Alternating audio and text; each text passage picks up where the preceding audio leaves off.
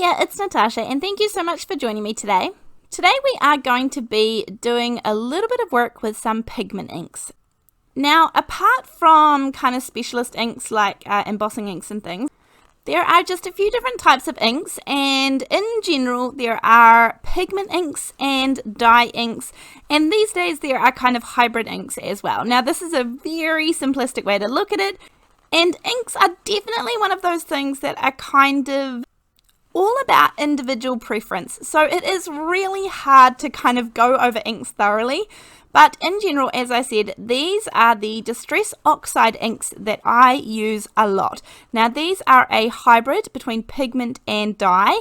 I use these most for ink blending techniques and for kind of other colouring techniques. Then I have the Simon Hurley. These are dye ink pads, so just dye, and I use these again for lots of colouring techniques. These are great for watercolouring as well, to use kind of as watercolours. And then I have the VersaFine Clair ones here in front of me, which are just a pigment ink, and these are great for stamping. They give a very crisp, clean stamp. Whereas the Distress Oxides they're okay to stamp in, but they certainly don't give a really crisp image in my experience. Now, if you've been watching my channel, you know that I don't have a very big craft space at all. In fact, I have a very small craft space. So these are the 3 brands of ink pads that I pretty much stick to as far as having a collection of them. I have one-offs of bits and pieces, for example, like a white pigment ink and things. But in general, these are what I stick to, and this covers all of my bases. Now here I'm going to be moving on to this kind of gingham pattern stamp here. I have one from Concord and Ninth, which is actually similar, but the one from Alina Crafts stamps much better than the Concord and Nine one, even though it is just a slightly different pattern. And I must say that Alina has a shop of her own, Alina Crafts, and she works so hard. She has a magnificent team of designers who carefully design and sketch out all of her dies and stamps and everything that she sells in her shop. Now today, for this stamp in particular, I had so much fun. These may be, in fact, this card front right here may be my favorite. So I am using the Tulip Red, the Summertime, and the Cheerful inks. So basically a red, an orange, and a yellow. And don't get me wrong, you can definitely do this with any of the ink pads that you have at all. I'm just using pigment inks today because they have the colours that I want, and also they stamp so beautiful and crisp. Now I just wanted a little bit more red there. My ink pad must be a little bit drier, the red one, so I double stamped it, and I just went across with a dry cloth just to kind of soften the edge there. But this is gorgeous. This one here I stared at for a lot longer than I have left here in the video because this was really pretty. But I am going to move on, and for this one I have got the Monarch ink, which is the purple there. I have the Bluebell, which is the blue, and the Verdant, which is the green. It's like a light green. And here I'm going to again just work from kind of darkest to lightest colors, and I don't mind a little bit of my ink pad does. If you get any color on it, you're just able to kind of blot it off on a little bit of paper. I do have the re-inkers to all of my ink pads. As I said, I have only really got these 3 brands of ink pads, and so I have chosen to keep it really simple. That kind of keeps my mind less cluttered when it comes to choice. And often for whatever technique I am choosing to do, there's like a preferred type that you should use, whether it be pigments or, you know, a certain quality to whatever ink pad I'm going to choose to use, and that will help me decide which brand I'm going to end up using. So that also helps, but I do choose to have the re-inkers for pretty much most of the ink pads I have, and then that way I can really go to town and then use them in so many ways. You can also use re-inkers in a whole lot of different ways too. However, if you don't want to, if you want to make sure that your ink pads don't get contaminated, then you can just do one color at a time like I am doing here. So I did the yellow first and then stamped it down. Then I did the green and then stamped it down. And then now I'm going to do the blue and stamp it down too. I am using a little tool here to kind of get a really nice image. You can see it in the top right hand corner, and that makes sure that the ink is connecting really well with the paper underneath. I'm going to do a video on these soon. I have got a few different types of these, and I also have a couple that have been gifted to me, handmade for me, which I appreciate so very much.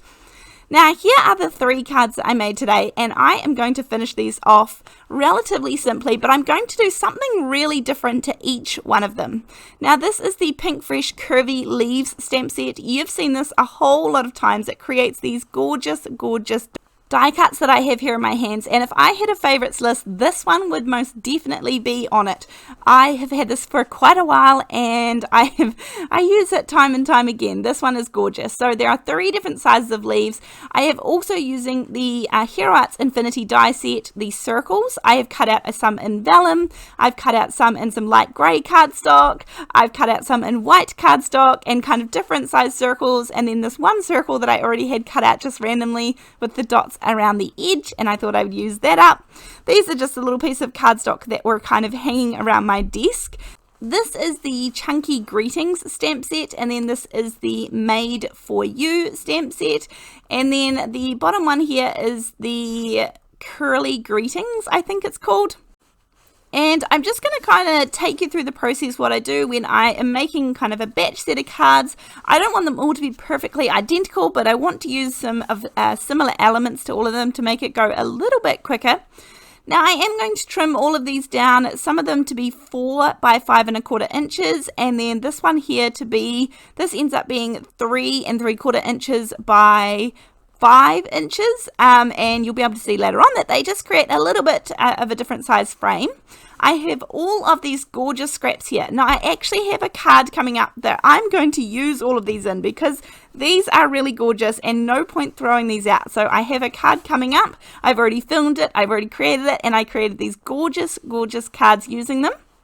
So you can see here, this is the one that is the 4 by 5 1/4, and that's the border that creates, whereas this is the 3 3/4 by 5, and that creates just a slightly thicker border. These are all 4 1/4 by 5 1/2 inch card bases, and this is just what I prefer making, but you can definitely make it any size at all. Now I changed my mind here and decided that I want a little bit thicker border, so I am going to cut off just a little bit more, so it's 3 3/4 by 5 inches. But honestly, whatever works for you, whatever you prefer. If you prefer a skinny border, or I like the white border, but you could have a black border, you could mat it onto a black piece of paper, anything at all, just whatever works and whatever you like the look of. I am going to glue a couple of these down, and then this is where I decide to do things a little bit different.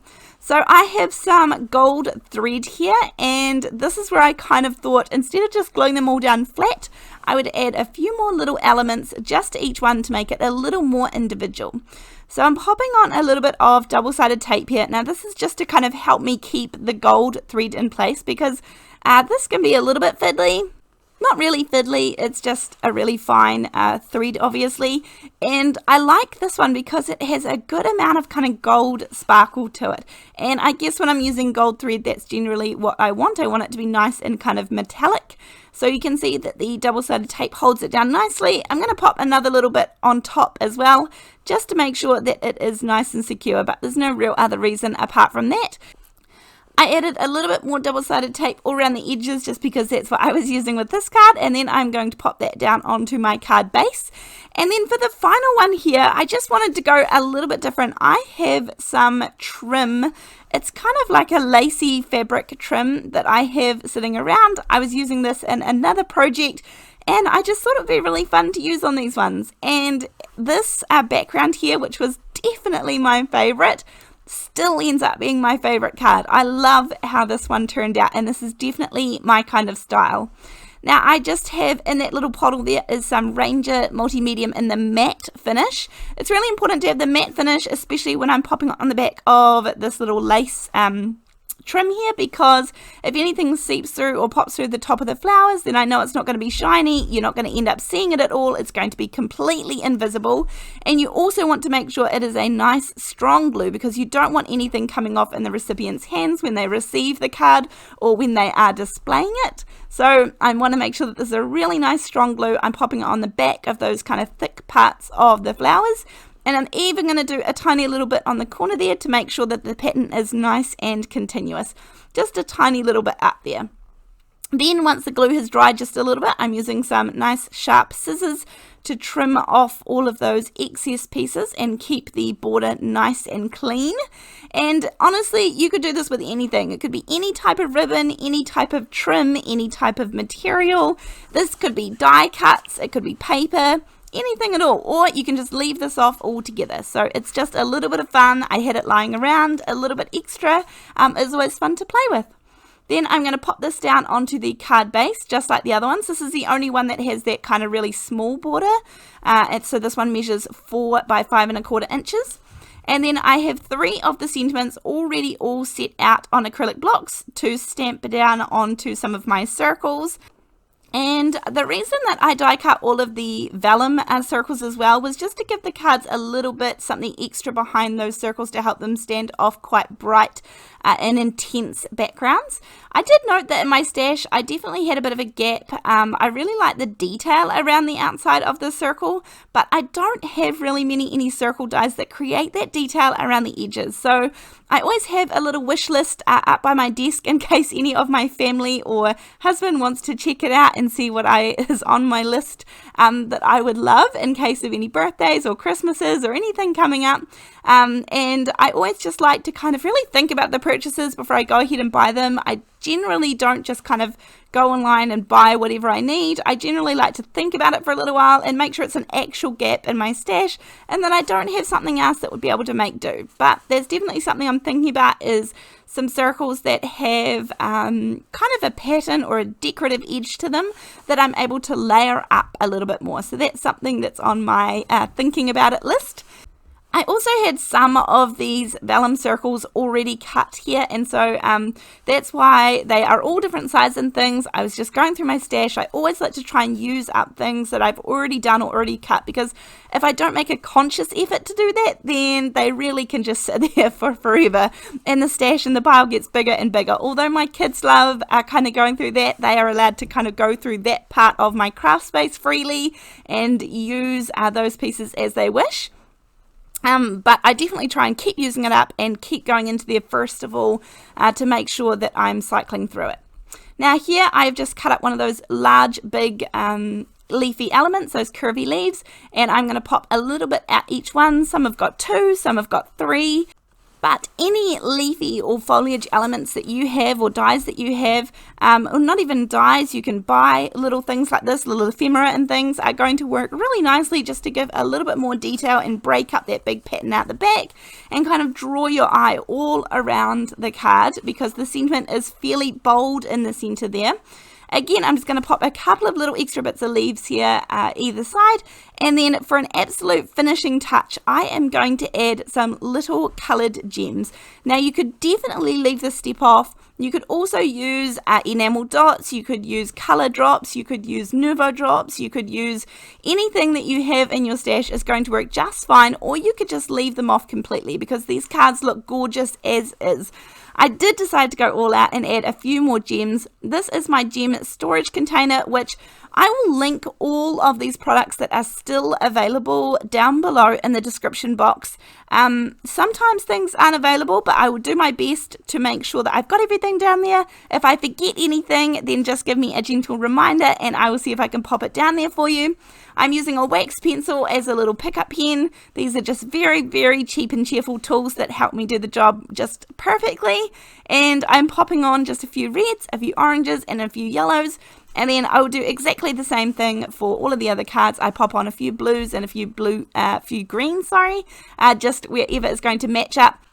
I do have small and large gems of each of the colours, but I decided just to go with the small ones because look at that gorgeous little element of shine and glimmer they kind of give without taking away anything from the rest of the card. So I decided just to keep it really, really small and simple. And again, look at that gorgeous little shimmering element there. I really like that because they don't take over the card much, but I think they added a lot.